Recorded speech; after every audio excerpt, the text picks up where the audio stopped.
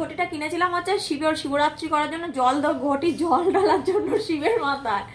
এটা বাবা যখন ছোট ছিল মা কি করেছে আমার কাছে দিদি বলছে এই ঘটিটা তোর ঘটি, তুই নিয়ে যা। আর এই ঘটিটা হচ্ছে বছরে একবার করে বেরোয়, হচ্ছে এই কাজের জন্যই বেরোয়, এই ষষ্ঠীর সময় এই জল ছেটানোর কাজের জন্য বেরোয়। আবার এটা বক্সে উঠে যাবে। এবার হাতে জল দাও,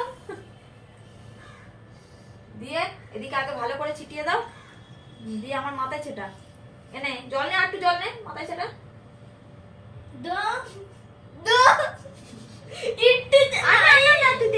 অল্পই দে, ভিজে যাবে না অত। এবার যা হাওয়া কর, সব হাওয়া কর, আস্তে আস্তে পড়ে গেল। আরে ঢাকনা উড়ে যাবে তো, ঘর ঘর করছে। জোরে জোরে দে, জোরে জোরে, আরো স্পিডে, আরো স্পিডে, সব শীতল হয়ে যাক। হয়ে গেছে, ব্যাস কমপ্লিট। এবার আমরা ভক্ষণ করতে বসে পড়ি, কারণ হচ্ছে পেট একদম পুরো দৌড়াচ্ছে পেটের মধ্যে সব।